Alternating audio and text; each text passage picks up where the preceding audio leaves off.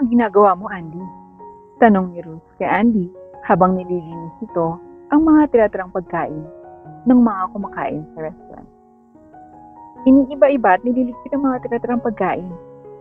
At bakit mo naman nililigpit yan, Aber? Tanong naman ng isang waiter na si Josh. Alam mo naman, sa hirap ng buhay namin ng anak ko, ultimo pagkain namin, hirap na kami. Kaya nililigpit ko lang ang mga tiratirang pagkain. Kahit pa paano, makakatulong to sa amin. Ano? Kakainin niyo yan? Natatawang tanong nito. Oo, bakit ba?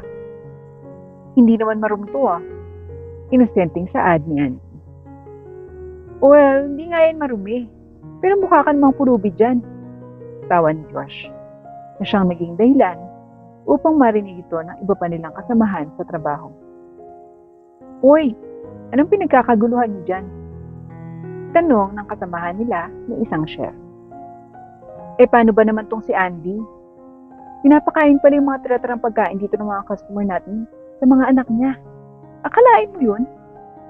Kwento ni Ruth. Ano? Naku, Andy, malakas yata ang trip mo ngayon Tawa rin ang mga chef. Sir, wala namang nakakatawa sa ginagawa ko Anong wala?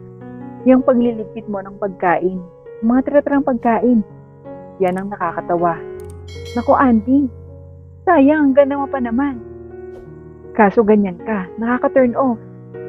Ani Josh. Mawalang galang na po, sir. Pagtawanan niyo ako hanggang gusto niyo. Basta't ako, ginagawa ko lang naman ang trabaho ko. At wala naman yatang masama dun Isa pa, ano naman pakialam niyo kung kakainin namin ng tira-tira? Hindi naman kayo magkakasakit, hindi kami ng anak ko.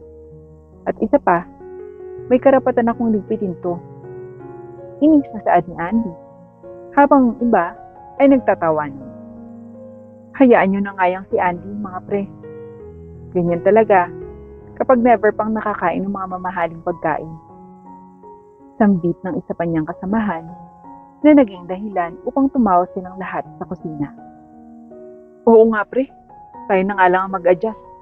Hayaan na nga natin yan.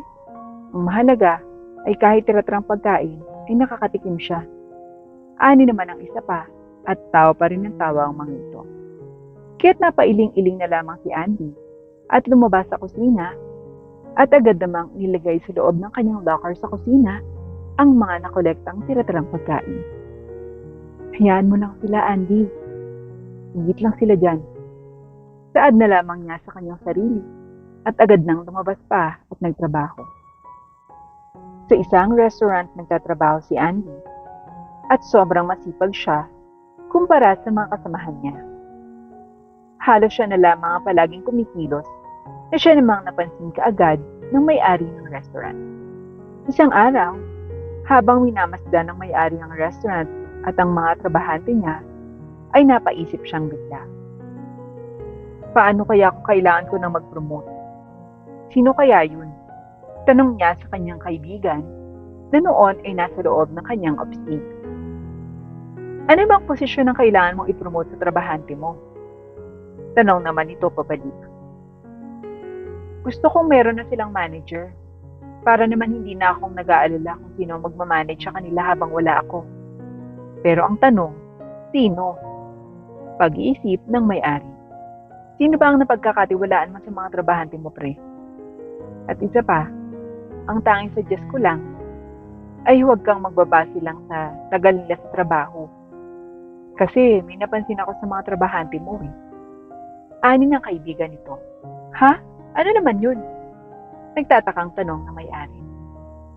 Kasi kanina, habang papasok ako dito, narinig ko silang may pinagtatawanan ng babae dahil sa nililigpit nito ang tiritirang pagkain. Subalit, ang bakit hindi ko maintindihan ay bakit nila kailangan pagtawanan nito. Pagtataka ng kaibigan nito. Talaga ba, pre? Tanong naman ang may-ari. Oo nga. Kailan pa ba ako nagbibiro? Check mo na lang yung CCTV dun sa kusina. Question ng kaibigan nito at agad namang tinignan ng may-ari ang CCTV. At tama nga ang sinabi ng kanyang kaibigan. So yung babae pala yung pinagtatawanan nila. Oo nga, kawawa naman. Pero kung may kailangan maipromote dyan, pre, sa tingin ko, yung babae na yan. Suhestyon muli ng kaibigan nito. Ganun ba? Sige, pagmamasdan ko na lamang muna, pre. Ano naman ang may-ari? Ikaw ang bahala. Basta't kung may karapat-dapat man, ay ang babaeng yan. Nakangiting saad ng kanyang kaibigan. Kaya't ang dahil doon, ay palagi nang pinagmamasdan ng may-ari ng restaurant si Andy.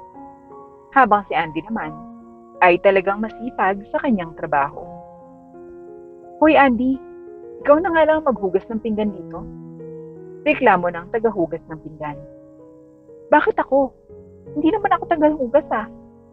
Server po ako. Tapos, hoy, huwag kang magreklamo dito dahil bago ka pa lang. Kung ayaw mong pagbabawalan na kitang magligpit ng mga tiratrang pagkain, inis na saad ng tagahugas ng pinggan. Sige po. Sagot na lamang ni Andy dahil wala naman talaga siyang magagawa. Dahil sa baka matanggal pa siya sa kanyang trabaho at wala pa siyang maiuwing pagkain. Kaya't agad naman siyang naghugas ng mga pinggan. Habang naghuhugas siya ng pinggan, ay bigla naman siyang tinawag nito. Hoy Andy, anong ginagawa mo dyan? Tanong nito. Naghuhugas ng pinggan. Sagot ni Andy. Aba, naghuhugas ka na ba dyan ng pinggan? Halika nga dito, marami tayong customers.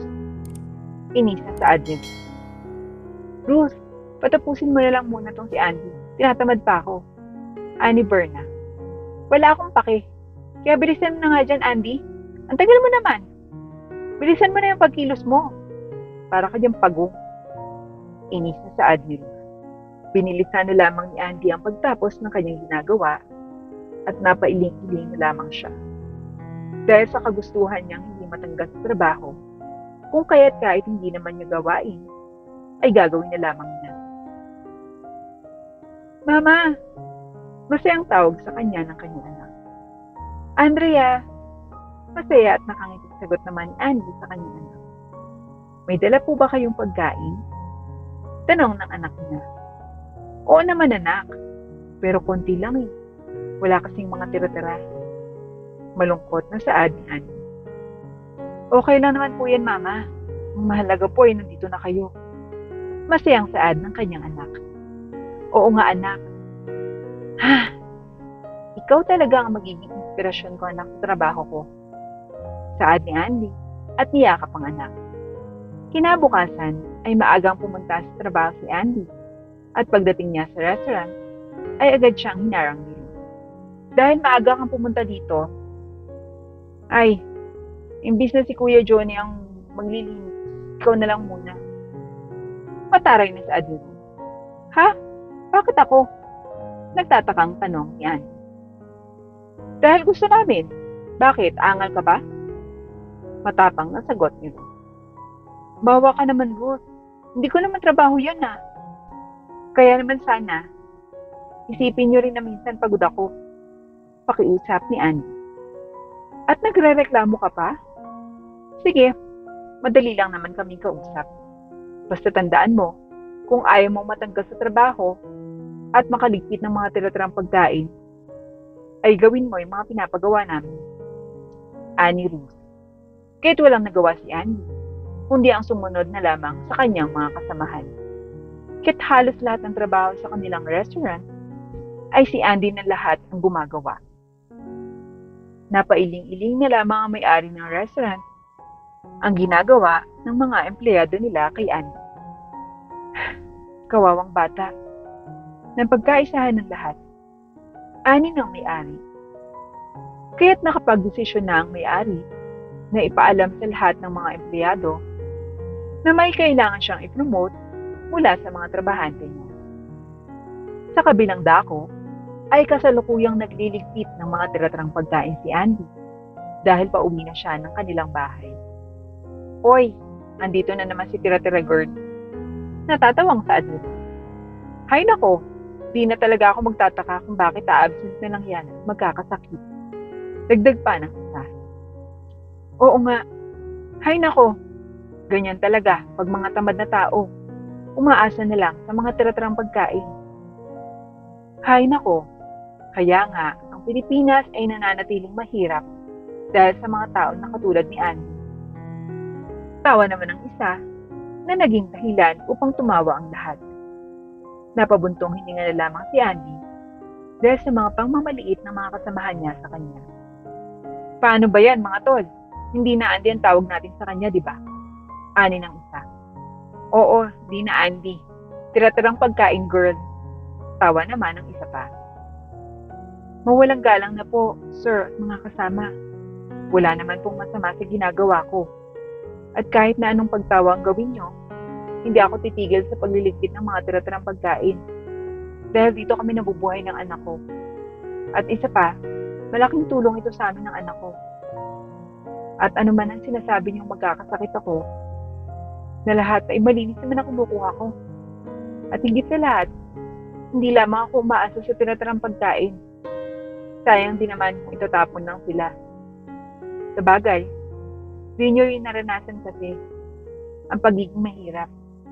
Kaya kung makapagsalita kayo, parang kasalanan ko ang ginagawa ko. Paliwanag ni Andy na siyang naging dahilan upang lalong tumawa ang lahat. At nagulat na lamang sila na biglang pumasok ang may-ari ng restaurant sa kusina. Anong nangyayari dito? Tanong ng may-ari. Good evening po, sir. Nagkakatuwaan lang po kami nila Andy. Di ba, Andy? Tanong ni Ruth, sabay kurot sa giliran. Aray! Oo po, sir. Good evening po, sir. Bati naman ni Andy. Ganun ba? Akala ko ba kasi ibang narinig ko. But anyway, never mind. Panimula ng may-ari. Mawalang galang na po, sir. Napadalaw po ata kayo. Tanong ni Johnny. Yes. Napadalaw ako. Dahil gusto kong gumawa ng malaking pagtitipon natin. But mas mainam kung sa labas na lamang tayo mag-usap. Dahil may importante akong sasabihin sa inyo. Ani ng kanilang boss. Kaya't agad naman silang lumabas na. Okay, sir. Ano po yung sasabihin nyo? Tanong ni Ruth. Oh, nice question, Ruth. Nakangiting saad ng may-ari. Well, nakapag-desisyon na ako na may ipopromote akong manager mula sa inyo. Dahil sa aalis muna ako ng bansa pansamantala. At gusto kong may mag-manage ng restaurant ko dito, kaya naman may napili na ako. Dagdag pa ng may-ari. Ganun po ba, sir? Sino naman kaya po yun, sir? Na-excite na kami ni Johnny. Habang si Andy na may nakayuko lamang, dahil sa kanyang pag-iisip ay si Ruth ito. Well, si Andy ang gagawin kong manager. Ano? Sir, di yan pwede. Kasi di niya alam kung paano mag-manage ng restaurant. Baguhan lamang siya, sir. Dapat ako yun. At deserve ko yun. Reklamo ni Ruth. At paano naman magiging deserve, Ruth? At ang iba pa sa inyo dito, na kayong lahat, ang tatamad nyo. Ultimo pagmamanage ng mga oras nyo ay hindi nyo magawa. At isa pa, alam ko lahat ng mga pinagagagawa nyo kay Andy. Pinagtatawanan nyo siya dahil sa kanyang pagliligpit ng tiratirang mga pagkain. At pinagtatrabaho nyo pa siya sa trabahong hindi naman sa kanya. Kaya ngayon, sabihin nyo sa akin, sino ang deserving para sa posisyon na ito? Sarkastikong tanong ng kanilang boss na siyang naging dahilan upang matahimik silang lahat. Ganon din si Andy. Hindi siya makapaniwala sa kanyang mga narinig mula sa kanyang boss. Wala bang magsasalita? Maraming salamat po, boss. Hindi ko po akalain na ako po yung mapipili nyo.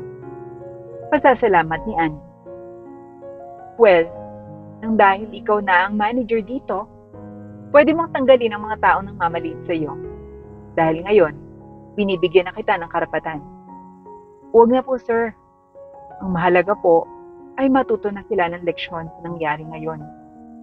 Kung kaya't si Andy, na noon ay nagliligpit lamang ng mga tira-tirang pagkain para may makain ng kanyang anak, ay hindi na ngayon. Dahil kaya na niyang bilhin ang lahat ng gusto niya at ng kanyang anak.